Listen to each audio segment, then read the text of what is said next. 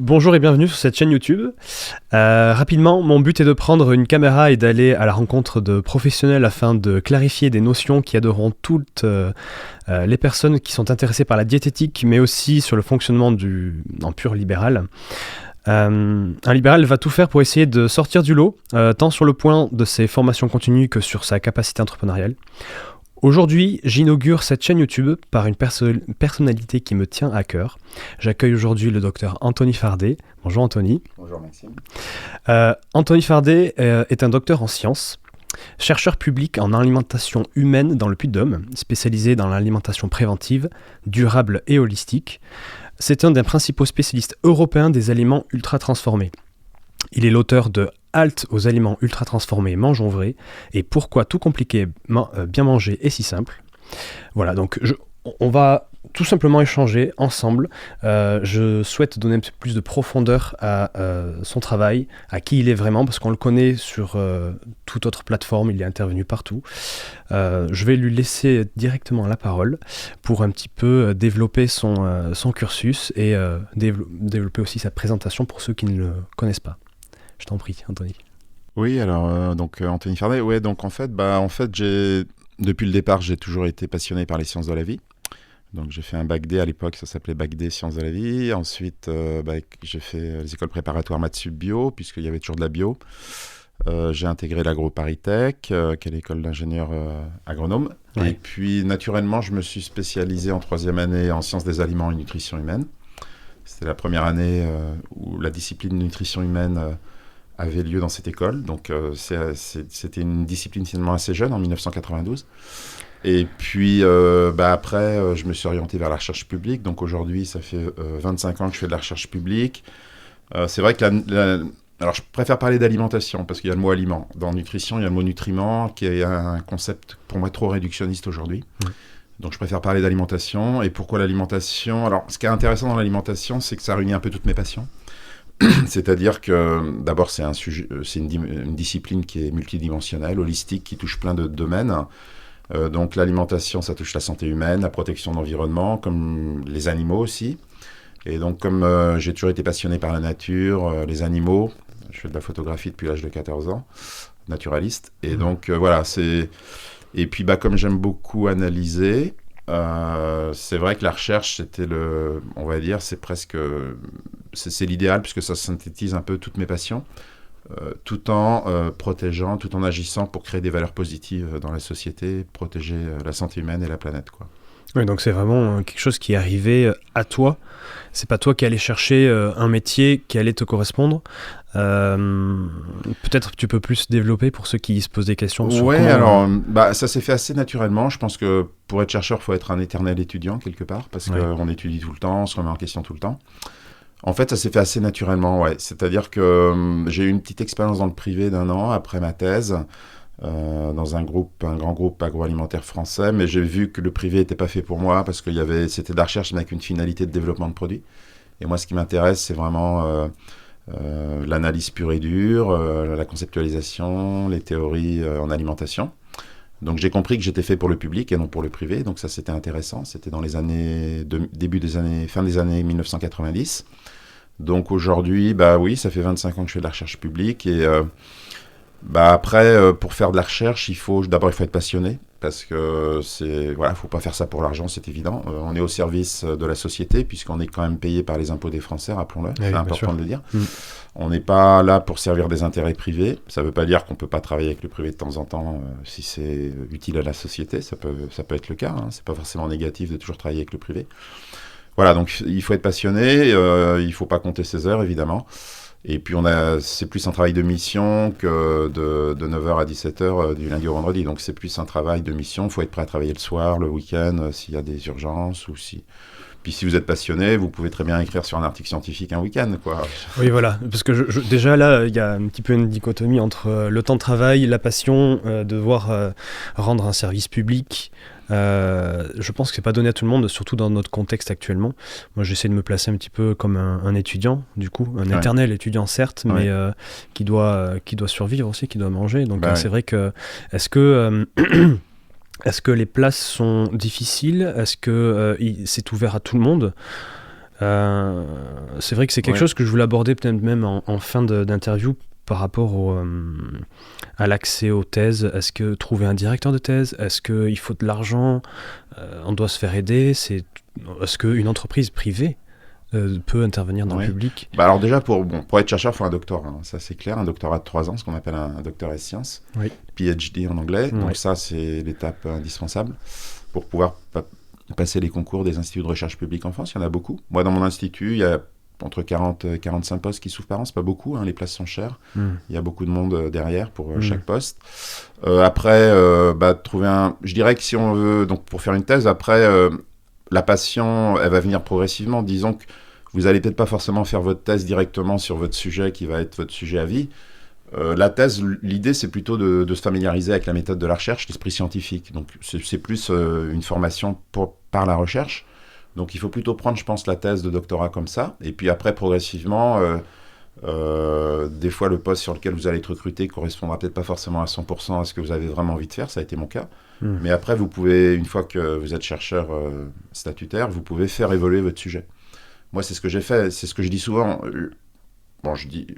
Pour résumer, être un peu caricatural, moi je suis passé un peu d'un chercheur moyennement heureux à très heureux, c'est-à-dire que vers 2010-2011, j'ai vraiment orienté complètement mes recherches. Je suis passé de la recherche expérimentale de laboratoire, que je ne regrette pas d'avoir fait, mais qui ne me correspondait pas complètement. Je pense qu'on aura peut-être l'occasion d'y revenir. Et puis à partir de 2011, j'ai vraiment fait les recherches qui me tenaient à cœur, c'est-à-dire que je suis passé un peu d'un chercheur... qui faisait ce qu'il fallait faire, qui était un peu dans le mainstream, à un chercheur plus proactif, où là, je me suis dit, toi, qu'est-ce que tu as vraiment envie de faire? Et c'est à partir de 2011 où j'ai remis en cause... en fait, la question que je me suis posée fondamentalement, qui a opéré ce changement, c'est que je me suis demandé pourquoi, avec toutes les connaissances qu'on a en nutrition, parce qu'en 2011, on en avait déjà beaucoup, c'est énorme ce qu'on avait, le corpus de données nutritionnelles était gigantesque, c'est-à-dire même en 2011, on savait en grosso modo ce qu'il fallait faire pour bien manger, pour sauver la planète en gros. Et je me suis demandé pourquoi, malgré tout ça, malgré le programme national nutrition santé, pourquoi les maladies chroniques continuent d'augmenter dans le monde. Donc comme la tendance générale de l'être humain, c'est de dire c'est la faute à Dudul, c'est-à-dire c'est la faute à... C'est jamais moi qui suis responsable. Donc... les gens du PNNS disent c'est les autres qui suivent pas ce qu'on dit. L'industriel, il dit non, moi c'est pas de ma faute, c'est les gens qui font des mauvais choix. Et moi je me suis dit non, moi je vais prendre ma part de responsabilité et je vais essayer de comprendre, nous les chercheurs, qu'est-ce qu'on n'a pas fait comme il faut. Et c'est là que ça a été vraiment une bascule parce que j'ai beaucoup cherché, je suis remonté jusqu'aux philosophies des sciences et c'est là que j'ai découvert... Excellent. Voilà, et c'est là que j'ai découvert en fait que le fond du problème c'était la méthode scientifique qui avait été privilégiée durant ces 70 dernières années, qui avait été une approche réductionniste, on aura peut-être l'occasion d'y revenir, voire tu peux développer comme tu veux. Voire ultra réductionniste, c'est-à-dire qu'en fait, ces 70 dernières années, surtout après-guerre, et puis avec l'avènement des premières recommandations nutritionnelles dans les années 60-70 qui ont démarré aux États-Unis, avec la première pyramide alimentaire en 1992, donc c'est là que l'État a commencé à prendre en main les recommandations nutritionnelles pour la société, parce qu'avant, il n'y en avait pas. Voilà, pour la santé publique, exactement. Donc, je me suis demandé qu'est-ce qui ne va pas. Et en fait, en lisant beaucoup d'auteurs, notamment Georgis Krinis, qui est un enseignant-chercheur australien, qui avait écrit Nutritionism, qui a été traduit chez mon éditeur par Les dérives de la nutrition. Il démontre très bien comment, depuis la naissance des sciences nutritionnelles vers les années 1850, on a été essentiellement basé sur le paradigme réductionniste, c'est-à-dire issu des sciences plutôt physiques et chimiques, d'où le terme calorie, qui vient des sciences physiques en fait. C'est le fait de creuser. On décortique l'aliment. Voilà, l'aliment est un système complexe et le réductionnisme de Descartes dit pour étudier un système complexe, c'est trop compliqué. Donc on va le décortiquer dans ses parties constitutives. Et on a fait ça avec l'aliment. Et d'où la découverte d'abord des calories qui vient des sciences physiques. Donc on a appliqué le réductionnisme qui se justifie davantage dans ces sciences-là à la nutrition. Et donc on a commencé à décortiquer l'aliment, à dérouler la pelote. Et puis on a découvert les glucides, les calories, les glucides, les protéines, etc. Et encore aujourd'hui, on peut encore découvrir des composés bioactifs puisque les aliments fournis par la nature, c'est au minimum 36 000 composés différents si on prend tous les aliments fournis sur la planète par la nature. Donc, répertoriés. Aujourd'hui, ouais, c'est minimum 36 000. Donc il y a encore du travail, enfin, d'un point de vue réductionniste et pour décortiquer l'aliment, il y a encore des choses à faire. Mais on s'est tellement focalisé sur les parties de l'aliment qu'on a voulu tout expliquer par les nutriments. La relation alimentation-santé, les recommandations nutritionnelles par pays. Donc chez nous, c'est le PNNS, mais tous les pays ont leurs recommandations. Et en fait, cette vision, ce qu'on appelle nutri-centrée, presque ultra-réductionniste, a développé des recommandations basées sur les nutriments ou des outils basés sur les nutriments comme les scores de composition. Alors, on va y revenir, du coup, forcément, c'est ton cheval de bataille. Mais tout de suite, ce qui me revient à l'esprit, c'est que tu as parlé déjà un petit peu de ta reconversion dans ton propre métier. Ouais, c'est ça. C'est-à-dire que tu as eu la liberté de choisir ta direction.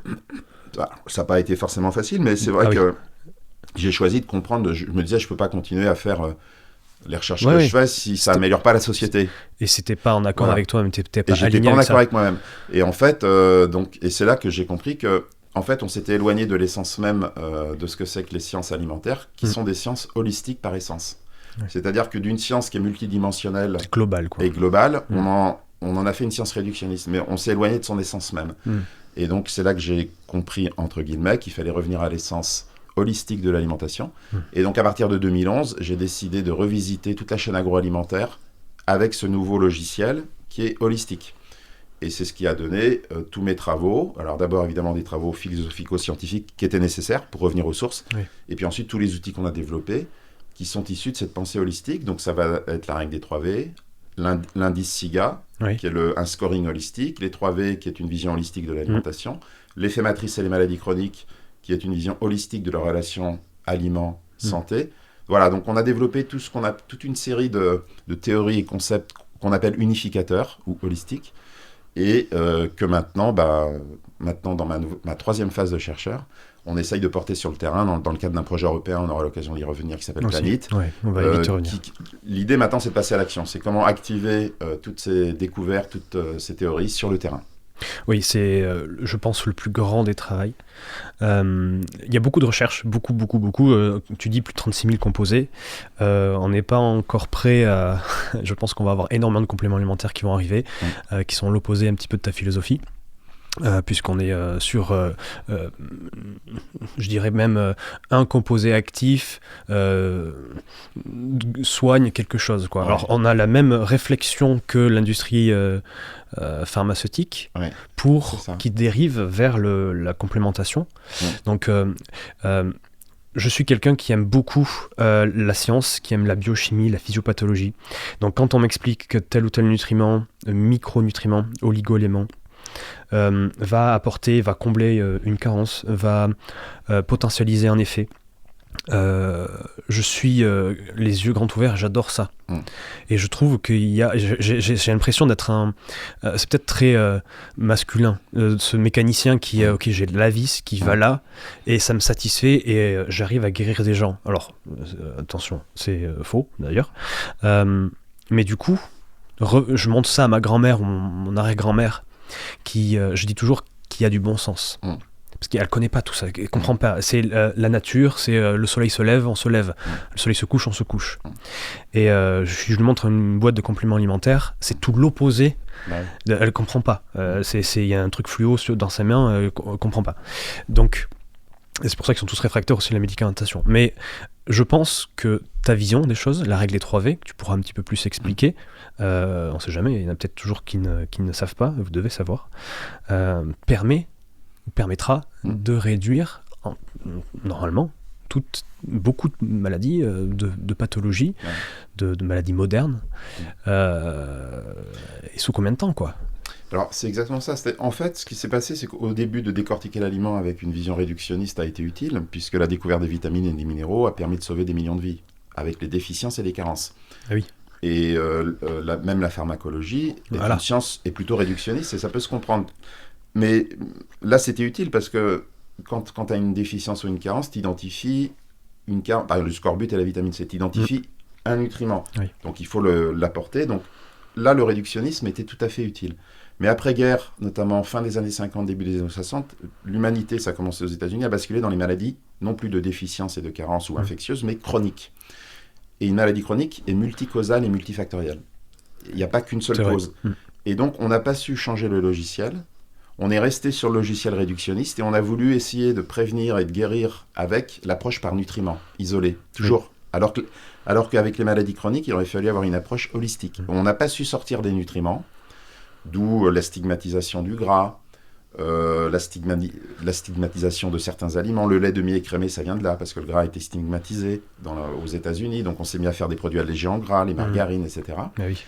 Et en fait, on a raisonné en nutriments. Et en fait, on ne peut pas résoudre une maladie chronique en se focalisant sur un nutriment. Donc les compléments, c'est utile en curatif si vous avez une carence sévère, évidemment, ou une déficience sévère, pas de souci.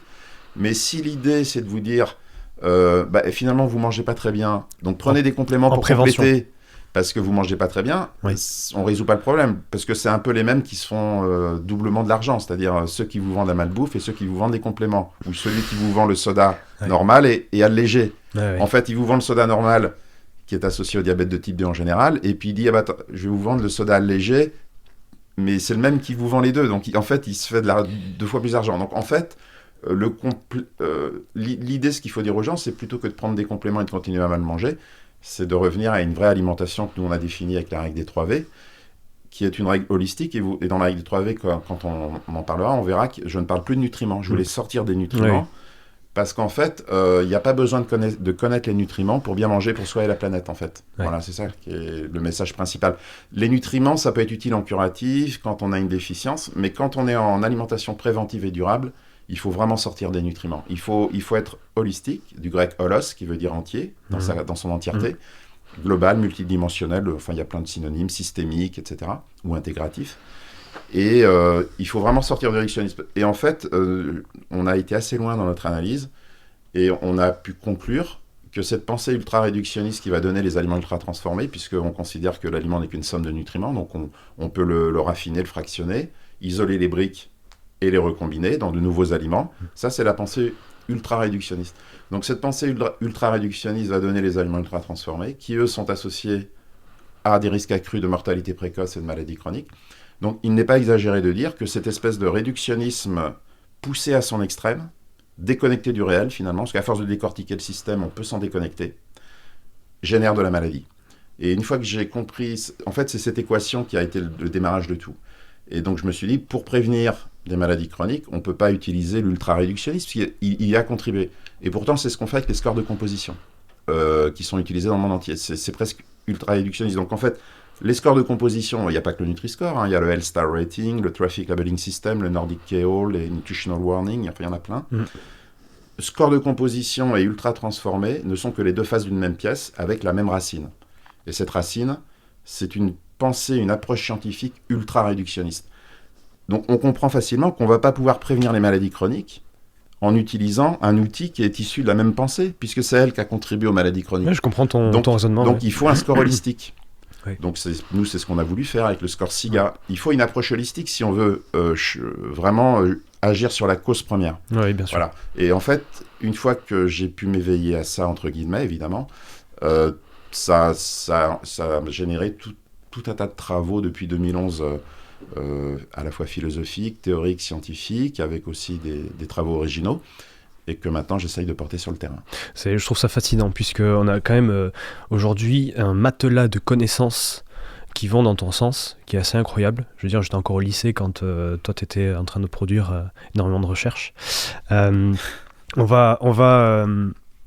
J'ai l'impression à chaque fois je suis sorti de mon BTS diététique, je suis sorti de mes diplômes universitaires avec la pensée, alors ces mots c'est la pensée réductionniste, c'est-à-dire vraiment avoir des briques élémentaires qui ajouter ou modifier font que je peux apporter par exemple une performance à un certain sportif ou prévenir je dirais un déficit en sommeil.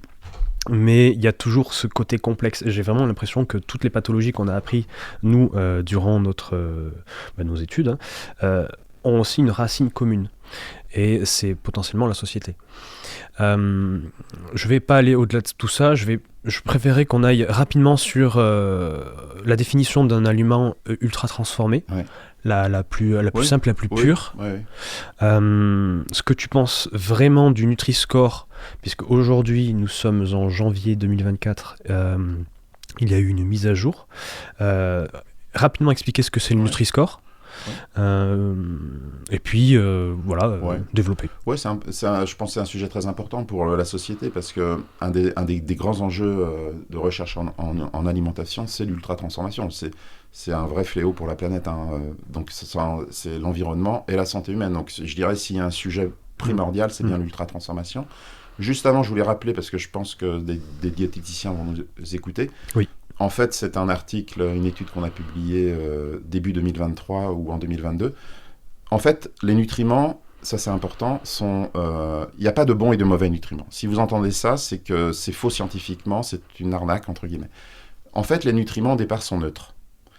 Et c'est la valeur de l'ensemble qui va donner la valeur aux nutriments. Donc en fait, j'aime bien dire, sous forme un peu de punchline, la matrice alimentaire gouverne, les nutriments obéissent. Donc les nutriments au départ sont là, et selon la qualité de la matrice de l'aliment, ils peuvent être soit bénéfiques, soit délétères. J'aime bien prendre l'image d'une voiture. Si une voiture en bon état, qui a eu un bon contrôle technique, les passagers, c'est les nutriments. Eh bien, si la voiture est en bon état, donc une matrice alimentaire qui a un bon degré de transformation, et vous allez voir le lien avec l'ultra-transformation, eh bien, elle va amener les passagers à bon port. C'est-à-dire que le devenir des nutriments va être régulé. Ils vont être optimisés pour l'organisme. Par contre, vous prenez une voiture qui est en mauvais état, qui n'a pas eu de contrôle technique, peut-être le moteur marche mal, les freins sont défectueux. Vous aurez beau la repeindre, donc mettre des colorants, lui donner une belle apparence, si le fond est mauvais, le fond est mauvais. Et vous aurez beau enlever des passagers, faire un produit allégé, donc en nutriments, rajouter des passagers, donc faire un produit enrichi. Si le fond est mauvais, les passagers non seulement n'arriveront peut-être pas à bon port parce que la voiture tombe en panne, mais si elle a un accident, ça peut même être plus grave. Ouais. Donc voilà, donc en fait, la voiture c'est la matrice, les passagers les nutriments, et l'erreur qui a été commise pendant des décennies, c'est de se focaliser sur les passagers, alors qu'il fallait regarder la voiture. Et donc, les maladies chroniques ne sont pas un problème de nutriments, et malheureusement, c'est ce que beaucoup de gens pensent encore, d'où les compléments, et de croire qu'on va résoudre une maladie chronique avec un seul nutriment. Ou même que par l'alimentation. Voilà. En fait, non. Les maladies chroniques sont liées à la voiture, c'est-à-dire à la qualité globale de l'aliment. Donc, en fait, les maladies chroniques sont associées à une dégradation excessive et à une artificialisation des matrices alimentaires, qui est l'ultra-transformation. Et donc, en fait, la question que se posent les chercheurs, c'est pas de stigmatiser la transformation, puisqu'on transforme depuis la domestication du feu il y a plus d'1 million d'années. Donc le problème n'est pas la transformation, puisqu'on transforme d'une manière ou d'une autre, c'est le degré. Le degré, c'est-à-dire en fait... Le niveau de transformation. Exactement. C'est-à-dire la question qu'on s'est posée, enfin pas moi, mais les Brésiliens, c'est eux qui sont à l'origine de la réémergence de cette dimension fondamentale du degré de transformation avec la classification NOVA, c'est jusqu'à quel point on peut transformer nos aliments sans que ça menace la santé humaine, et l'environnement et les systèmes alimentaires. Et aujourd'hui, la réponse qu'on a, qui est vu l'évidence scientifique accumulée depuis 10 ans, c'est que ce degré de transformation qui n'est plus acceptable, c'est l'ultra-transformation. Parce qu'en fait, on a cassé les liens entre les nutriments, on a purifié, on a isolé les briques alimentaires, on les a recombinés, et on a oublié qu'en fait, le potentiel santé de l'aliment reposait dans les liens et les interactions entre les nutriments. On dit souvent, le lien, c'est la vie. Le lien, c'est la santé. Le lien, c'est la résilience. On connaît ce principe dans les relations humaines. On sait que des gens qui sont en lien avec d'autres personnes, des personnes âgées, vivent plus longtemps. Par exemple, ça a été démontré. Donc, le lien, c'est la santé. Et donc, dans l'aliment, c'est la même chose. C'est-à-dire que c'est vraiment de la qualité des liens entre les nutriments qui compte. Et donc, dans l'ultra-transformation, on a finalement trop altéré la nature de ces liens. Donc, on a cassé des liens qui n'existent plus. On en a créé des nouveaux. D'où l'idée que beaucoup de ces aliments, moi, j'hésite pas à parler d'aliments prédigérés. Donc, c'est vrai. Voilà. Et donc, en fait, ils vont déréguler tout le devenir métabolique, toute la digestion. Parce que, en fait, ce qu'on appelle l'effet matrice. L'effet matrice, il n'y a pas besoin de grandes démonstrations. Pourquoi on a des dents et un système digestif, c'est pour déconstruire les matrices. Pour que les nutriments... Donc, si on le fait en amont par l'ultra-transformation, c'est pas étonnant que ça dérégule notre métabolisme et qu'il y ait des maladies chroniques. C'est presque intuitif. Et donc, en fait, avec une seule observation empirique basique, l'empirisme c'est aussi scientifique, les dents broient la matrice pour que les enzymes digestifs aient une surface d'action augmentée, et ensuite les enzymes, qu'est-ce qu'elles font ? Elles cassent les liens. C'est ça. C'est ce qu'on appelle l'hydrolyse enzymatique. On digère. Donc, voilà, une fois qu'on a compris pourquoi on a des dents et un système digestif, on comprend que l'effet matrice est fondamental. Voilà. Et Ce qui va m'amener aux ultra-transformés au Nutri-Score pour répondre à ta question, c'était un préalable, je pense, Très bien. important. Ouais. En fait, donc un aliment ultra-transformé, c'est tout bête la définition. Je résume les travaux des Brésiliens et puis de SIGA, puisque nous aussi on a travaillé dessus. C'est un aliment qui contient ce qu'on appelle au moins un marqueur d'ultra-transformation émuté ou un agent cosmétique.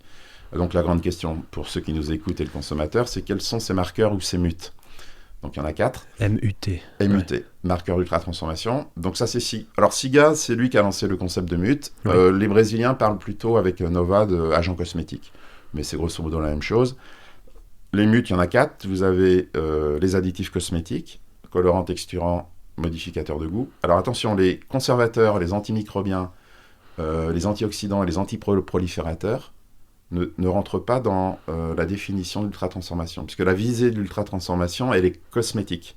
Elle n'est pas la conservation. C'est une autre problématique. Donc, parce que je vois souvent des gens qui pensent que dès qu'il y a un conservateur, c'est ultra-transformé. Non. Quand on dit cosmétique, c'est vraiment la modification tant visuelle que, C'est que un peu... odorat, que goût. C'est modification d'essence en amélioré. Voilà. En fait, l'objectif de ces MUT, c'est d'artificialiser l'aliment et de modifier les propriétés sensorielles, c'est-à-dire couleur, arôme et en bouche, goût et texture. C'est ça la problématique de l'ultra-transformation. Et donc, pour le mot cosmétique, c'est un petit peu comme la chirurgie esthétique des aliments, si je peux me permettre l'expression. Oh oui, tu peux. Ouais, je peux. Une patate versus des chips, vous avez compris. Voilà, c'est-à-dire en fait... alors, on peut avoir des chips qui ne sont pas ultra-transformés si vous les faites maison, avec du sel de Guérande. On s'entend. Voilà. Quand je dis chips, c'est chips les paquets bien colorés. Voilà, c'est ça, avec des arômes artificiels. Voilà. En fait... Et donc, en fait, donc, on est bien dans une idée de cosmétique. Et par définition, le cosmétique n'est pas indispensable. C'est-à-dire qu'un vrai aliment n'a pas besoin qu'on modifie ni son goût, sa couleur, sa texture et ses arômes.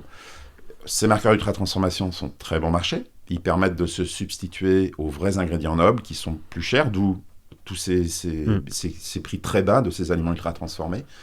Et en fait, donc, il y en a 4. Donc, il y a les additifs cosmétiques, colorants, texturants et modificateurs de goût, les arômes, naturels de synthèse et extraits d'arômes pour le nez. Oui. Ensuite, la troisième catégorie, c'est tout ce qui n'est pas arôme et additif. Donc, on va trouver beaucoup de sucre, graisse, protéines et fibres ultra-transformées, isolat de fibres, isolat de protéines, protéines hydrolysées, sucre inverti, sirop de glucose, graisse interestérifiée, hydrogénée, etc. Ouais, sirop de glucose fructose, on le voit partout. Voilà. Je pense que c'est une des plus connues. C'est très, très utilisé. Et par exemple, le sirop de glucose, même le sirop de glucose est 10 fois moins cher que le sucre de table. Ah, c'est dingue. Donc, vous voyez, il y a une économie d'échelle. C'est pour ça que ces aliments, globalement, alors il y a des exceptions, mais globalement sont moins chers parce qu'en fait, ces marqueurs, ça exacerbe le goût, donc ça fait racheter. Donc en fait, c'est très rentable à long terme. En fait, plus il y a d'ingrédients, moins c'est cher et plus c'est rentable. C'est ça. C'est ouf. En gros, c'est ça. J'aurais dû changer de Et en métier. fait, aujourd'hui, il est devenu plus rentable de vendre les parties séparées de l'aliment que l'aliment brut de départ. Oui, c'est ça, Voilà. Exactement. Et puis le quatrième mute, juste pour... Parce qu'en fait, les 3 premiers mutes, arômes, additifs, cosmétiques et les autres que j'ai cités, sont sur l'emballage. Donc ça, vous pouvez les repérer. Le quatrième n'est pas sur l'emballage, c'est des procédés technologiques drastiques pour la matrice alimentaire, qui sont les 2 principaux que je cite toujours, c'est la cuisson, extrusion et le soufflage. On va retrouver dans les galettes de riz blanc soufflé, les pop-corn industriels, les snacks sucrés salés gras et surtout les céréales petit déjeuner pour enfants. Donc cette cuisson, extrusion et ce soufflage qui sont des procédés très récents dans l'histoire de l'humanité, en fait elles ont tendance surtout pour les féculents à exploser la matrice et transformer la fécule en presque une bombe de sucre pour l'organisme. C'est du sucre, oui. Voilà. Donc ça, il n'est pas sur l'emballage, donc il faut un œil un peu exercé pour essayer de le repérer. Tout est là, en fait. C'est qu'on devrait, encore une fois, je reviens avec mon analogie de mamie. On ne devrait pas avoir un œil exercé. Je trouve ça paradoxal de devoir déchiffrer une étiquette. C'est quand même... Oui, alors c'est une bonne transition pour parler. D'où le Nutri-Score. Pour parler des scores, ouais, c'est ça. Alors en fait, donc moi je travaille sur le scoring alimentaire depuis 13 ans. J'ai commencé en 2011, j'ai développé 2 scores. Un premier score réductionniste basé sur la composition, j'y reviendrai pas, mais... Et puis le score SIGA qui est un score holistique. Je mettrai les liens en commentaire de voilà. tout ce qu'on aborde. Et donc en fait... Donc on a beaucoup travaillé, beaucoup réfléchi sur quel pourrait être le meilleur score. Donc forcément, pour nous, par rapport à ce qu'on vient de dire, les scores de composition qui sont souvent ultra-réductionnistes, rappelez-vous, c'est le même mode de pensée qui mène à l'ultra-transformation. Donc en fait, les deux se stimulent mutuellement. D'ailleurs, c'est ce qu'on voit aujourd'hui, c'est que c'est un travail qu'on avait publié avec SIGA il y a 2-3 ans, c'est qu'en France, avec une offre représentative de l'offre alimentaire en GMS, grande et moyenne surface, 57% des Nutri-Score AB industriels, attention, on ne prend pas en compte le frais et le vrac, hein, vraiment les étiquetés emballés sont ultra transformés. Donc en fait, les scores de composition, notamment agrégatifs, c'est-à-dire on agrège des parties à limiter et des parties à encourager, hein, comme dans le Nutri-Score ou en Australie le Health Star Rating System. En fait, quelque part, il stimule l'ultra-transformation. Pour deux raisons. D'abord, il donne un bon label à des aliments ultra-transformés qui n'en avaient pas besoin. Genre les biscuits bio avec des céréales du petit déjeuner pour enfants qui sont des bombes de sucre et qui sont bien notées. Ça commence à changer, ça. J'ai cru voir qu'il y en avait deux. Soit ils retirent le Nutri-Score, parce que les connaissances évoluent, en particulier grâce à toi. Et du coup, on a des Nutri-Score qui sortent des paquets. Et on a, ou alors tout simplement des Nutri-Score mauvais, quoi. Oui, alors après, moi je suis contre les scores de composition oui. en termes d'outils de santé publique, oui, déjà, mais pour des raisons scientifiques. C'est-à-dire que, si vous voulez, ces scores de composition, quelque part, laissent à penser une vision erronée au consommateur, qu'un aliment sain, ce serait un aliment équilibré nutritionnellement. Or, ça n'existe pas. Seul le lait maternel est équilibré, c'est bien pour ça que le nouveau-né n'a besoin que de cet aliment. À partir du sevrage et de la diversification alimentaire, pourquoi on dit de manger varié ? C'est parce que tous les aliments sont déséquilibrés. Voilà. Donc l'équilibre nutritionnel n'a pas de sens au niveau de l'aliment. Il a de sens au niveau du régime alimentaire sur une semaine. De l'assiette, voire plus. Voilà. Même donc, l'assiette, ce serait trop peu. Voilà, peu. donc l'équilibre nutritionnel n'a pas de sens pour choisir un aliment. D'accord. Donc il y a deux types d'informations sur l'emballage. Vous avez la liste des ingrédients et la composition, le tableau de composition. Et donc en fait, on est focalisé sur la composition. Voilà, parce qu'on a toujours eu cette idée qu'un aliment sain était un aliment équilibré nutritionnellement. Combien il y a de protéines, combien il y a de sucre, exactement. Combien il y a de sel. Sauf qu'en fait, c'est plutôt la liste des ingrédients qu'il faut... Et en fait, ce qu'il fallait regarder, et l'erreur qui a été faite, ce qu'il fallait regarder en premier, c'est la liste des ingrédients. Et qui renvoie à une autre définition d'un aliment sain, qui est basée sur la liste des ingrédients, et qui est une définition, cette fois-ci, holistique. Oui. L'aliment sain, c'est l'aliment le moins transformé possible, mais pour être à la fois bon, parce que si c'est pas bon, vous l'achèterez pas, sûr d'un point de vue sanitaire, et comestible. Et comment détecter l'aliment le moins transformé possible ? Eh bien, on bascule sur la liste des ingrédients. Et c'est ça qu'il faut regarder en premier. Donc, en fait, la liste des ingrédients, c'est prioritaire. C'est le seul indicateur, malheureusement, qu'on ait, indirect, pour évaluer le degré de transformation et la qualité de la matrice. Ouais. Donc, le nombre d'ingrédients, après, additif ou pas, c'est vrai qu'il faut connaître. C'est vrai que quand on a un E quelque chose, ça peut être... entre guillemets positif, neutre ou négatif, du curcuma ou qui colore, c'est un E quelque chose. Je suis tombé sur une vidéo du docteur Goncalves qui propose de mettre le Nutri-Score au dos et la liste des ingrédients devant. Ah oui, de toute façon, je trouve ça... En fait, oui, moi, je suis plutôt assez d'accord. En fait, moi, je suis pour l'abandon des scores de composition. Parce qu'en fait, le plus important, en fait, c'est une question de hiérarchie. Ça, tout ça, on l'a publié, hein, vous pourrez trouver les articles. Oui. En fait, il faut aller du global au spécifique. Le plus important, c'est d'abord de séparer les vrais des faux aliments ultra-transformés. Ensuite, une fois que vous avez séparé les deux, c'est le plus important. C'est comme le principe des poupées russes. Il faut prendre la plus grande poupée russe.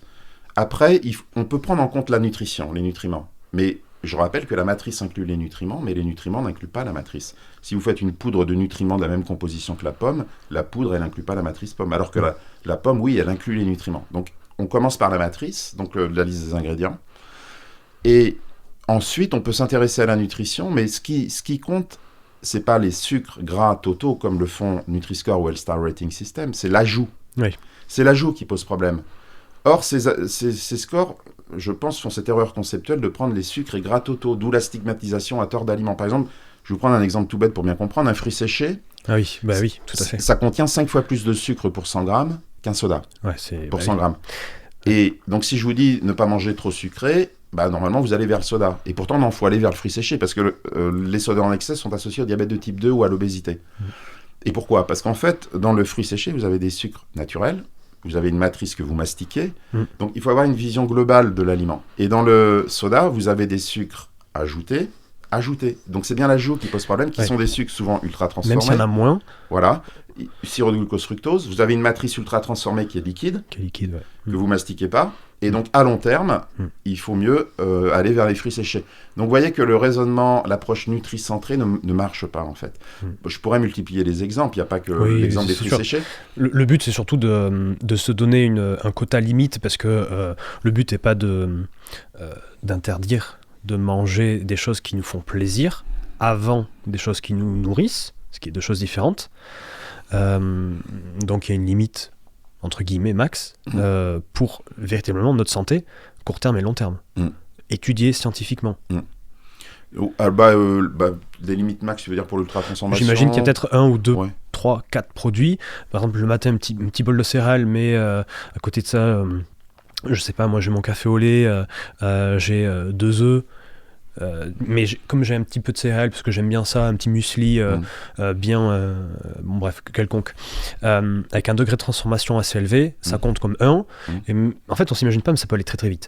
À midi, peut-être un dessert lacté, pour pas citer de marque. Voilà, puis pareil, une barre céréalière à 4 heures. Le soir, j'en sais rien. Nous, on va très très vite, quoi. Ouais, nous on avait calculé la journée type d'un enfant de 6 ans en suivant les directives du GEM-RCN. Oui. Et en fait, en étant dans les clous avec le GEM-RCN pour cet enfant, 6 ans, on avait calculé qu'il pouvait, sur une journée type, facilement consommer 72% de calories d'aliments ultra-transformés, en prenant le céréal petit déjeuner le matin pour enfants. Il y a souvent pas mal d'ultra-transformés à l'Aristoco, si c'est fourni par le privé notamment. Et puis le soir, si les parents travaillent tous les deux, n'ont pas le temps, ils peuvent très vite faire des plats préparés. Et cet enfant peut très facilement consommer 40 additifs dans la journée. Alors vous imaginez, de 6 ans à 15 ans, 40 additifs par jour, on peut comprendre qu'à long terme, ça va poser problème. Et donc en fait... alors, l'idée, c'est on peut consommer de temps en temps des ultra-transformés, il y a sans aucun risque pour la santé. Donc, la question, c'est quel est le seuil? Nous, on avait proposé un premier seuil de précaution dans la règle des 3V qui était basé sur les études basées sur l'obésité, puisque c'est là où il y en avait le plus. Et on voyait qu'à partir de 15%, le risque d'obésité et de surpoids commençait à augmenter significativement. Il y a eu depuis 2016 de nouvelles études qu'on appelle dose-réponse, c'est-à-dire qu'ils simulent en fonction du nombre de portions supplémentaires d'ultra-transformés comment le risque augmente. Notamment, il y a une étude intéressante sur le risque cardiovasculaire.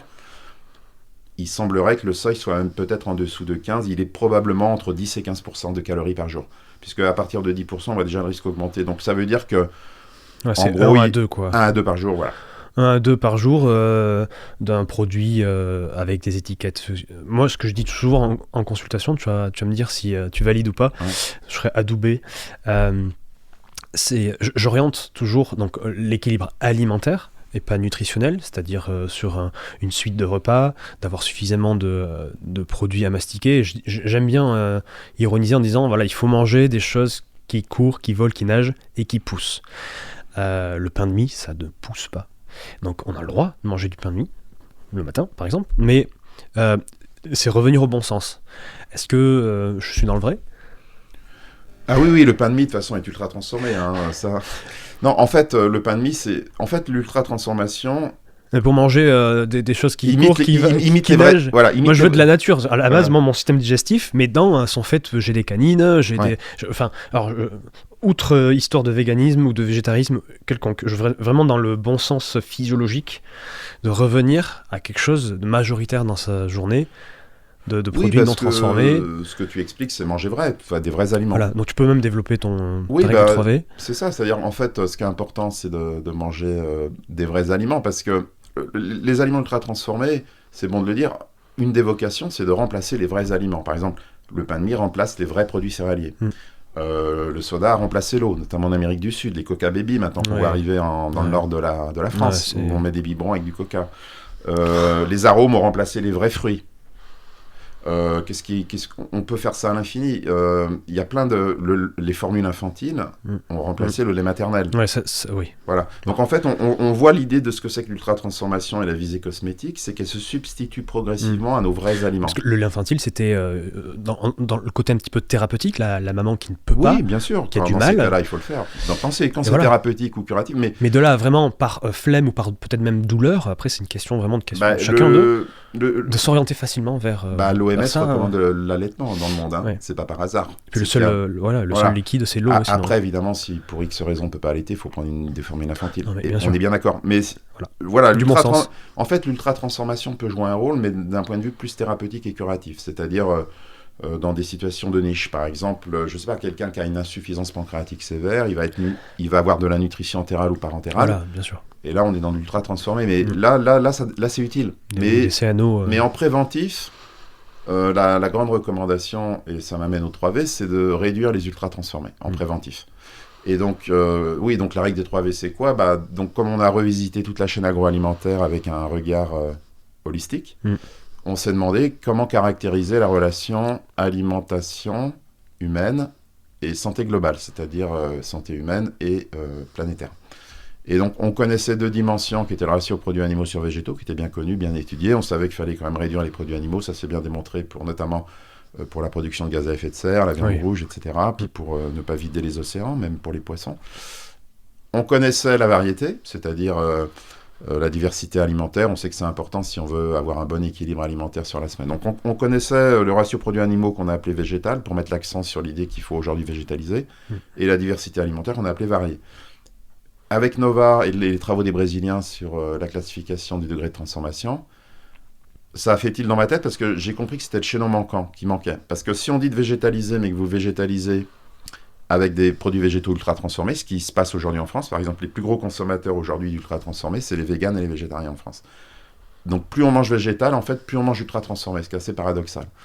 Et donc on voit bien qu'il manquait une dimension, parce que des produits végétaux ultra transformés, c'est pas meilleur pour la santé. Et donc cette dimension qui manquait, c'était le degré de transformation.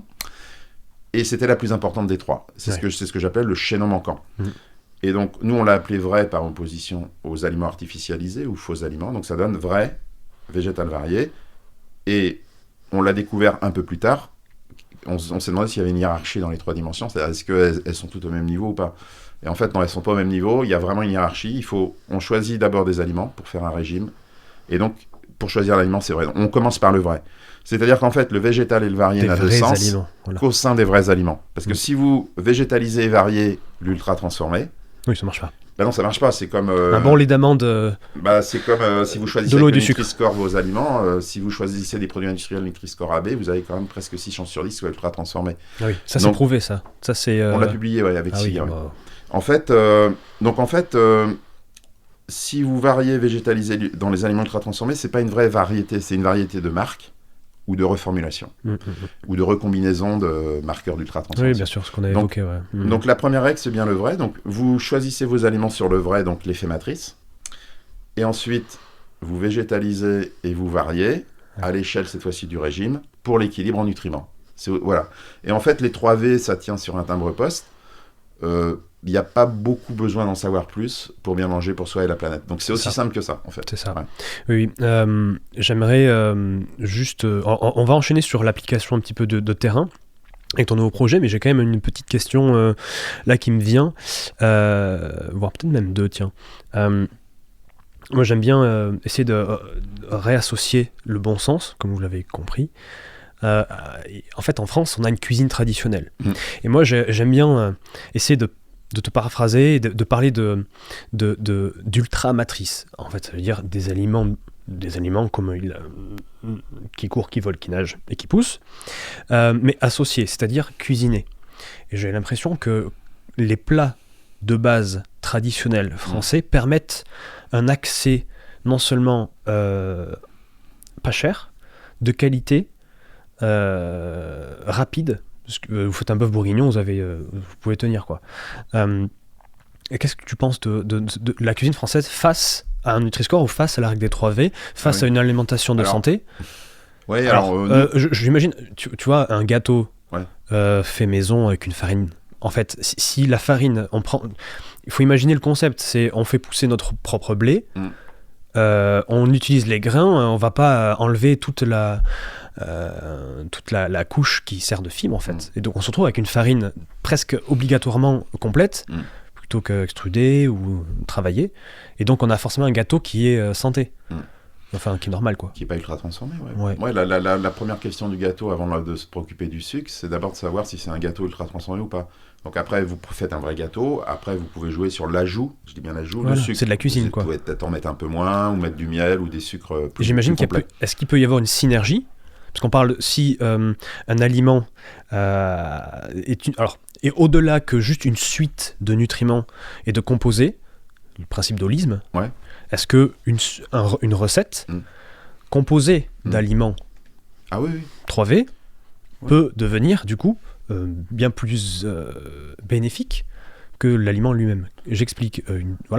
Le bœuf bourguignon, reprenons. On a une addition de viande de qualité, peut-être un peu plus, je veux dire en quantité moindre, avec des aliments, avec des légumes, avec des féculents, mais il y a une cuisson, quoi, derrière. Oui, c'est ce que la classification Nova appelle les aliments transformés, c'est-à-dire naturellement transformés avec des ajouts d'ingrédients culinaires. On a une meilleure digestion, on a une meilleure appétence, après, sociabilité. Il faut quand même souligner que, parce qu'on a étudié le régime alimentaire français à partir des études INCA, les études nationales de l'ANSES, en 2015, on voulait voir quelle était l'adéquation du régime français aux 3V. Il faut quand même rappeler que en France, on consomme quand même trop de produits animaux. C'est-à-dire qu'on consomme entre 35 et 40% des calories quotidiennes en produits animaux, ce qui est 2 fois trop. C'est pas du tout durable, en fait. C'est-à-dire en viande, poisson, œuf. Alors, tout ce qui est produits animaux confondus. Et le produit laitier, fromage. Ouais, tout confondu, c'est entre 35 et 40 chez l'adulte. Et on est dans le top 10 des plus gros consommateurs de produits animaux. Donc, le français est un gros viandard, hein. Je dis ça en rigolant. C'est vrai, non, je juge. Donc, en fait, nous, ce qu'on dit dans la règle des 3V, c'est qu'il faut consommer moins de produits animaux, mais de meilleure qualité. Donc, l'idée, ce serait divisé par 2, parce que on sait à peu près maintenant que l'équilibre mondial de durabilité, ce serait de ne pas dépasser 15% par jour de calories animales. C'est ce qu'on dit dans la règle des 3V. Ça fait 3 produits maximum par jour. On était à 17% en 2011. Et déjà, on voit les dégâts sur la planète. Hein. Déjà, quand toute la population mondiale consomme par jour 17% de calories animales, on voit bien déjà que c'est limite. Hein. Donc, 15%, c'est vraiment le maximum. Je rappelle qu'Okinawa, c'est moins de 10% et qu'il y a des centenaires hein, et une zone bleue. Donc, on peut vivre longtemps en bonne santé et bien se porter en consommant peu de produits animaux. Donc, l'idée, c'est d'aller vers moins de produits animaux. Donc, ça, c'est la règle végétale, de meilleure qualité. L'idée, ce serait de les remplacer idéalement par des grains et graines qui sont sous-consommés en France, moins de 15 grammes par jour, c'est-à-dire céréales complètes, pas raffinées, parce que raffinées, on a notre dose, légumineuses, et ce qu'on appelle les fruits à coque, amandes, noix, noisettes. Ça, ce serait l'idéal. Ensuite, on consomme en France 34% par jour de calories ultra-transformées chez les adultes, 46% chez les enfants. Donc là, c'est pareil, 2 fois trop. Donc en fait, le message est très simple avec les 3V et le régime français. En France, si on prend une population représentative, ce qui est le cas des études INCA, il faudrait diviser dans l'idéal par 2 la consommation d'ultra-transformés et de produits animaux. Oui, c'est aussi simple que ça. Et puis le varier, je pense qu'on peut toujours gagner à varier un peu plus. Et en plus, c'est pas trop mal, parce que ça va stimuler une certaine polyculture et une certaine diversité de production. Je rappelle que 12 variétés animales et végétales sur la planète fournissent plus de 50% des calories aux 8 milliards d'êtres humains, seulement 12, alors qu'en fait, on a des milliers d'espèces animales et végétales sur la planète. Donc ça, c'est le réductionnisme. Vous voyez comment on a réduit la variabilité génétique en sélectionnant les variétés les plus optimum. Donc, avec les 3V, vous êtes sûr de ne pas vous tromper, c'est ça qui est bien. Et puis, c'est facile à retenir. C'est-à-dire la seule question que vous avez à vous poser, je réduis un peu les produits animaux, je réduis l'ultra-transformé, je varie un peu plus. Point barre. Oui. On développera un petit peu peut-être une autre fois, mais c'est vrai que moi, en cabinet, au final, je me rends compte qu'il y a beaucoup de difficultés à faire ingérer plus de protéines aux patients.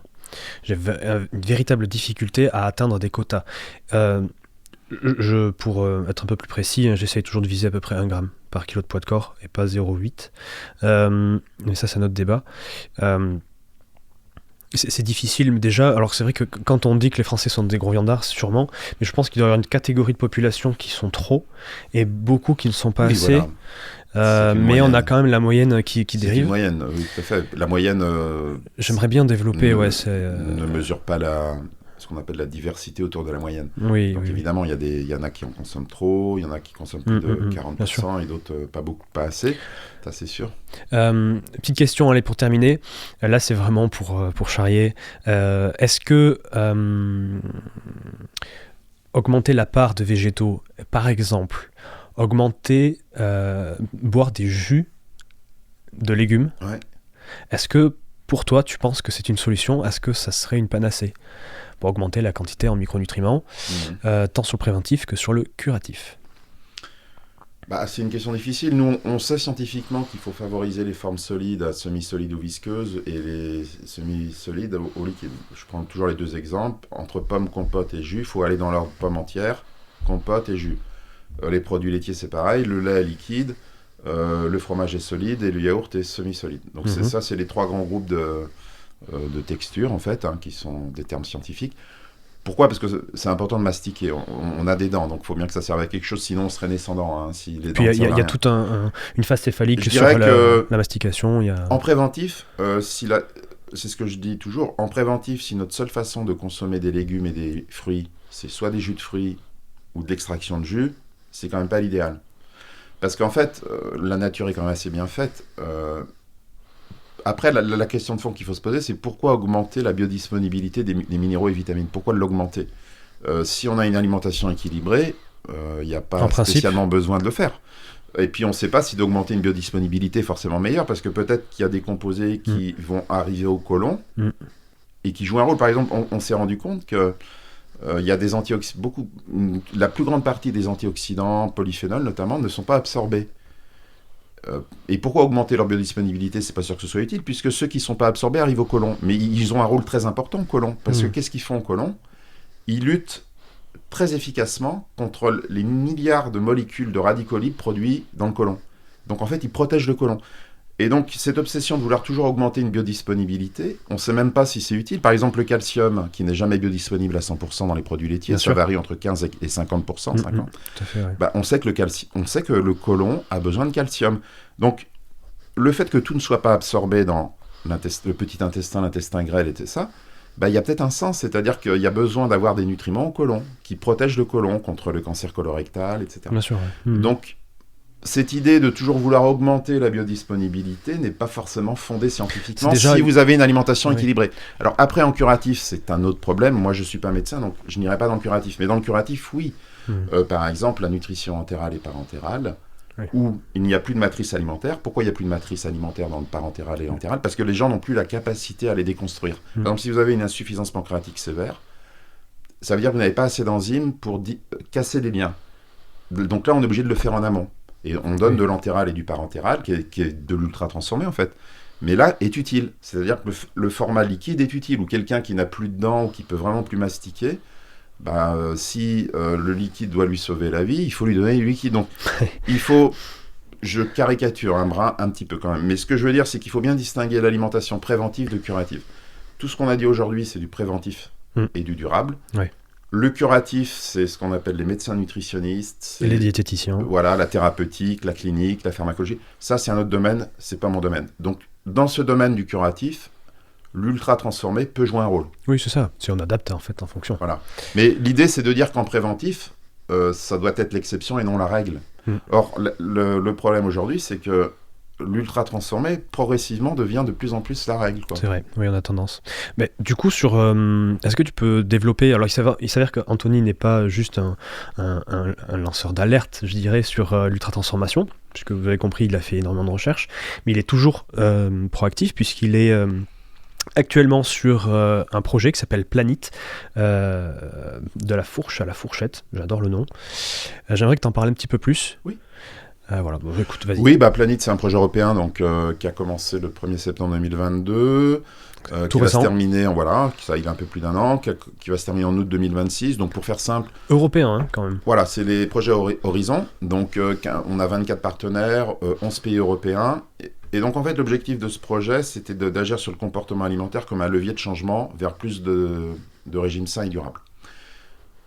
La volonté de ce projet, c'était d'étudier plutôt ce qu'on appelle des populations à risque de choix alimentaires, c'est-à-dire qui ne sont pas totalement autonomes à 100% pour faire les bons choix. D'accord. Nous, on a choisi les 6-15 ans, parce qu'entre 6 et 15 ans, c'est pas toi qui choisis ton alimentation à 100%, c'est la restoco, les parents, etc. Il y en a qui ont pris des personnes âgées, notamment dépendantes. En EHPAD, on ne choisit pas non plus à 100%, on prend ce qu'on nous donne à midi. Il y en a qui ont choisi les familles monoparentales, d'autres les étudiants qui sont souvent en paupérisation et qui, comme ils n'ont pas beaucoup d'argent, ils vont facilement vers la fast-food ou l'ultra transformé. Donc ça a créé ce qu'on appelle 9 laboratoires vivants. C'est ça l'originalité du projet, c'est qu'on a 9 pays européens qui hébergent 9 laboratoires vivants. Excellent. C'est de la recherche participative, de la recherche-action. Donc en fait, on étudie les gens en conditions réelles de vie. Et l'objectif de la recherche participative, c'est ce qu'on appelle les parties prenantes, c'est-à-dire que les chercheurs travaillent avec des non-chercheurs. Donc, nous, par exemple, dans notre laboratoire vivant en Auvergne, pour les 6-15 ans, qui s'appelle Planet Kids, on travaille avec... Bon, en gros, dans un laboratoire vivant, vous avez 6 parties prenantes. Vous avez un collectif de chercheurs locaux, dont tu fais partie. Voilà, et puis on a demandé à d'autres chercheurs, mais d'horizons très variés, c'est-à-dire que c'est pas que des nutritionnistes, ça peut être des sociologues, excellent. Ah oui, des d'accord. spécialistes de la consommation, du comportement alimentaire. Ah oui, d'accord. Ou C'est holistique. Des territoires, c'est holistique. Le Living Lab est une nouvelle façon de faire de la recherche de manière holistique. Living Lab. Collectif de chercheurs. Ensuite, vous avez les acteurs de la chaîne agroalimentaire, du producteur au distributeur. D'accord. Troisième, c'est les élus, la politique. Ah, ça c'est bien. Voilà. Quatrième, professionnels de santé. Ah.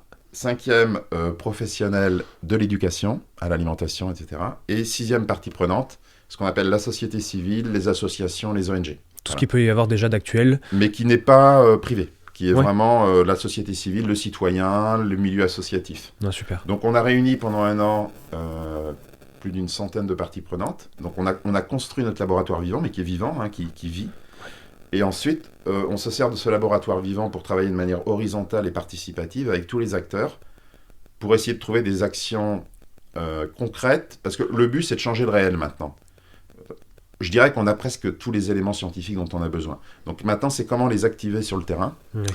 Et donc la recherche participative et la recherche-action, c'est maintenant ma troisième phase de carrière de chercheur, puisque voilà, j'ai eu le travail de labo, le travail holistique, philosophique, de conceptualisation, et maintenant le terrain. Ouais. Et donc le terrain, c'est ce qu'il y a de plus dur, parce que changer le réel, c'est ce qu'il y a de plus dur. Oui, bien sûr. Donc c'est comment activer des théories, comment faire que la science va vraiment participer à changer le réel. Et là, il n'y a pas de choix, il faut parler à tout le monde. Et donc, en fait, toutes ces parties prenantes, on n'a pas tous forcément... on peut avoir des intérêts divergents, mais c'est comment travailler ensemble et trouver ce qu'on appelle, je dirais, peut-être le plus petit dénominateur commun qui nous rassemble, sur lequel on va pouvoir agir. L'argent. Voilà. Oui, alors mais ça peut être aussi la préoccupation de la santé des enfants. Ça peut être quelque chose qui touche tout le monde, par exemple. Et puis, santé, voilà. Et donc, par exemple, maintenant, donc, on est en train de construire ce qu'on appelle des groupes de travail. Okay. Donc, par exemple, on va créer un groupe de travail pour voir si on peut travailler sur les goûters, les petits déjeuners, l'approvisionnement des cuisines, de la resto collective. Donc, bon, après, j'ai pas le temps de rentrer dans le détail, mais bon, je dirais que c'est une façon de faire de la recherche qui est très holistique, participative et multidimensionnelle. Et au niveau mondial, le concept de laboratoire vivant prend de plus en plus d'ampleur. C'est-à-dire qu'on met une question scientifique sur le terrain et on réunit plein d'acteurs, et cette fois-ci pas que des chercheurs, pour essayer de résoudre ou d'activer cette question scientifique. Donc il y a des financements publics, il y a... C'est public, ouais. Donc c'est on a vraiment... Public, c'est les financements de la Commission européenne. C'est européen, puisque du coup, comme c'est national. C'est ça. C'est ce qu'on appelle les projets Horizon, donc c'est les appels à projets européens. D'accord. Qui sont en général financés sur 3-4 ans. Sur 3-4 ans. Donc on peut attendre déjà à avoir certains résultats d'ici 3-4 ans. On a déjà des premiers résultats. Donc en 2026, le financement se termine, mais on est porté par le projet alimentaire territorial du Grand Clermont, Parc national régional Livradois-Forez. PAT. Donc évidemment, l'ambition, c'est de ne pas s'arrêter en 2026. C'est de planter des petites graines. Et qu'on puisse essaimer, c'est-à-dire que par exemple, si nous, ce qu'on fait en 4 ans, on arrive à démontrer que ça marche, c'est-à-dire qu'on arrive à changer le réel, c'est ça le but, hein. Pourquoi pas l'exporter dans d'autres PAT, projets alimentaires territoriaux, pourquoi pas l'exporter dans d'autres régions, d'autres pays, pourquoi pas, et puis aussi à d'autres populations, pas seulement les 6-15 ans. Oui. Voilà. Parce que le comportement alimentaire, mais ça, les diététiciens le savent mieux que moi, il n'y a rien de plus difficile à changer. C'est donc, 90% de la consultation. Voilà. Et en fait, où on peut agir, c'est pour ça que nous, que j'ai choisi les 6-15 ans, parce que c'est là que se construisent majoritairement, dès 3 ans même. Oui. Mais le référentiel de base. C'était compliqué de travailler avec des enfants de 3-6 ans, mais entre 6 et 15 ans, c'est là que se construisent, on va dire, majoritairement les goûts et les habitudes alimentaires. Donc si entre 6 et 15 ans, le gamin est nourri à l'ultra transformé, ça peut devenir un client à vie, donc très rentable, hein, c'est pour ça qu'ils sont ciblés. En priorité. Comme chez McDo avec l'Happy Meal. Voilà, et après c'est très compliqué de changer ses habitudes alimentaires. Quand vous êtes habitué à des goûts exacerbés, non naturels mais presque addictifs, c'est ce que je dis souvent, par exemple on s'est rendu compte que dans les goûters, plus de 90% c'était de l'ultra transformé. Ah oui. Comment voulez-vous, alors voilà, comment voulez-vous par exemple qu'une noix, une amande, une noisette rivalise avec une barre chocolatée ultra transformée qui a été conçue. Et puis après il y a l'esprit de clan avec les enfants, c'est-à-dire que le fait de manger la même chose que ses copains, ça nous fait adhérer à un clan. C'est identitaire. Identitaire. Donc c'est vraiment, c'est ça, le côté holistique, on a ce côté identitaire, ce côté gustatif, éducationnel. Il faut tout prendre en compte. Tout prendre en compte. Parce qu'en fait, un problème complexe, solution complexe, donc solution holistique. C'est-à-dire qu'aujourd'hui, on peut pas travailler que sur une dimension de l'ensemble parce que sinon, ça va faire du greenwashing. C'est ça le greenwashing, c'est-à-dire qu'on cherche à résoudre qu'un problème de l'ensemble. Donc, on se dit, tiens, par exemple, je vous fais des substituts de produits animaux végétaux.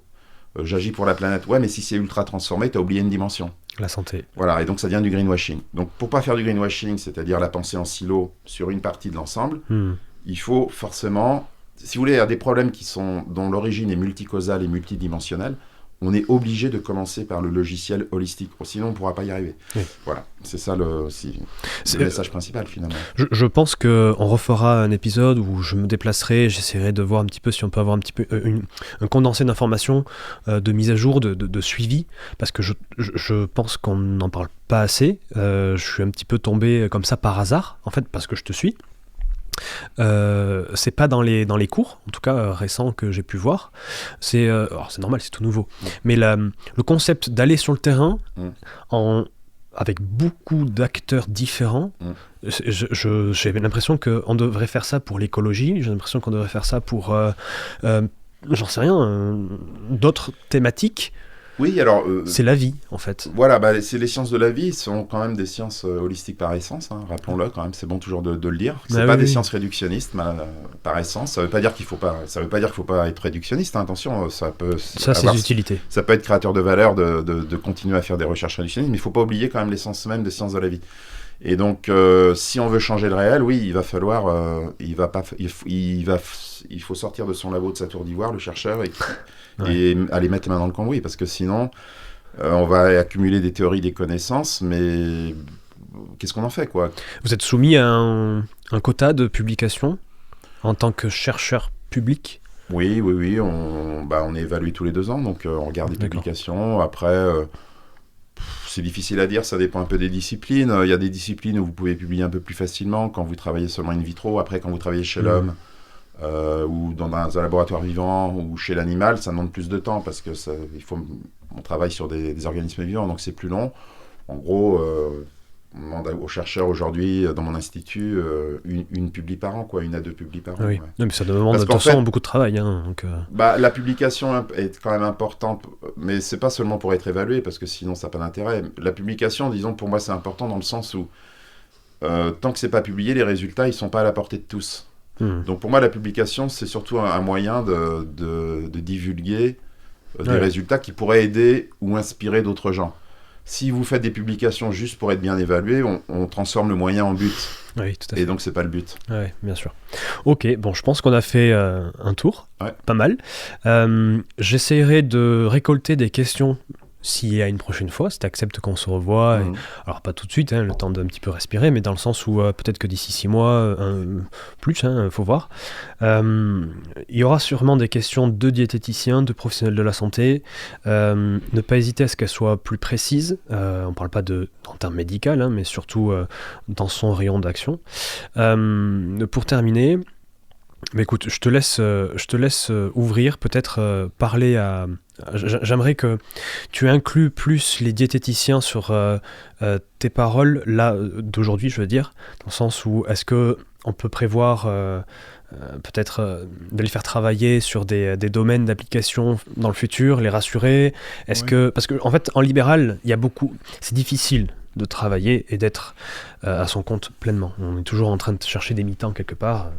Donc, avoir une lueur d'espoir parce que si tout le monde se met à manger bien, qu'est-ce qu'on fait ? Alors non, je pense que je peux donner une lueur d'espoir. En fait, pour moi, les diététiciens ont un rôle fondamental. C'est-à-dire que c'est eux qui portent sur le terrain, finalement, les sciences alimentaires et les résultats, qui les mettent en pratique, qui les activent. Donc, le rôle est fondamental. D'ailleurs, dans le cadre de Planète, on a publié un premier travail sur la place du diététicien en milieu scolaire. Ah, super. Et on est arrivé à la conclusion que, si un diététicien prend en charge 5 écoles, il peut jouer un rôle holistique, c'est-à-dire pas seulement sur l'équilibre nutritionnel, qui est une vision très réductionniste du métier, mais sur la durabilité, sur faciliter les liens entre les cuisiniers locaux et la cuisine centrale, entre un élu... Enfin, il peut jouer des rôles Je vous encourage à aller lire notre article dans Information diététique, où vous verrez que le diététicien peut vraiment jouer un rôle multidimensionnel et fondamental, de facilitateur, d'animateur, et pas seulement être cantonné à l'équilibre nutritionnel. Donc ça, c'est la première chose. Et moi, ce que je dis souvent, c'est qu'aujourd'hui, le diététicien, je pense, a un rôle fondamental à jouer aussi dans la durabilité, et de revenir à l'essence holistique de l'alimentation, c'est-à-dire... il peut continuer à faire du préventif, pourquoi pas du curatif. Je sais qu'il y a beaucoup de domaines où le diététicien peut exercer, mais aussi inclure maintenant la durabilité. Et ce que j'avais dit dans une dernière conférence, c'est ne plus mettre les nutriments au centre de la prévention alimentaire, ni de la durabilité, mais de mettre au centre l'effet matrice. Et ça change tout. C'est-à-dire qu'en fait... Là, je caricature un peu, je me lâche un peu, mais en fait, c'est l'effet matrice qui va sauver la santé globale. C'est pas les nutriments. On a compris que c'était multifactoriel. Parce qu'en fait, la matrice est beaucoup plus liée à la durabilité des systèmes alimentaires et à la santé que les nutriments. Ça veut pas dire que les nutriments, ça compte pas et qu'il faut les oublier, il faut les connaître. Moi, je les connais, c'est indispensable. Il faut équilibrer un régime sur une semaine. Mais voilà, je pense que le diététicien, en sortant de cette vision nutri-centrée et réductionniste, va trouver de nouveaux champs d'action formidables pour sa discipline. Et nous, on a fait le calcul financier. Bon, recruter, je crois que voilà, si on recrute des diététiciens qui s'occupent chacun de 5 écoles en France, élémentaires, primaires, etc., et collèges, alors ça a un coût en termes salarial. Bien sûr. Mais en fait, ce sera beaucoup moins cher que si on ne fait rien. Parce que si on ne fait rien, il y aura des coûts cachés de santé publique et environnementaux. Et l'addition sera 10 à 100 fois supérieure à l'investissement du salaire de mettre des diététiciens dans le milieu scolaire. Parce qu'il y a bien des infirmières scolaires. Pourquoi il n'y aurait pas un diététicien scolaire qui s'occuperait de 5 écoles, par exemple ? Là, je peux vous dire qu'il aurait de quoi faire sur une semaine. Ou de l'éducation sexuelle. On en a dans les écoles. Tout à fait. Je pense que... Et donc, en fait, voilà. Donc, moi, je pense que le métier d'éthicien est un métier crucial pour les années à venir, mais qu'il faut le revaloriser, mais d'ailleurs comme les infirmières à l'hôpital, c'est-à-dire il y a les médecins, les infirmières, mais il faut valoriser le métier. C'est des métiers qu'il faut vraiment valoriser parce que c'est vraiment un métier d'interface. Pour moi, le diététicien, c'est un peu l'interface entre les derniers résultats scientifiques et le terrain et les gens. Et puis animé généralement par une passion. Et par une passion. Vous avez pu le voir, du coup, Anthony est extrêmement passionné. Ça pourrait durer des heures. Les diététiciens le sont aussi. Je pense qu'il y a moyen de faire quelque chose, effectivement. Oui, voilà, je pense que c'est un métier crucial, vraiment crucial, le métier de diététicien, pour améliorer, parce que c'est eux sur le terrain qui vont donner les recommandations pour améliorer la santé et les systèmes alimentaires. C'est pas forcément nous, les scientifiques. Ou même donner des cours à des instituteurs. Ça peut être des formations, des cours. Mais voilà, je vous encourage à lire notre article dans la revue Information diététique de la FDN qui s'appelle « Quelle place du diététicien en milieu scolaire ?» Et vous verrez tout ce qu'on a pu mettre. Alors peut-être qu'il y en a qui le savaient déjà, mais en tout cas, on a fait une synthèse de tout ce que pourrait faire un diététicien. Et c'est énorme, en fait, ce qu'il pourrait faire. Et puis, un métier, et puis, je veux dire, un rôle passionnant.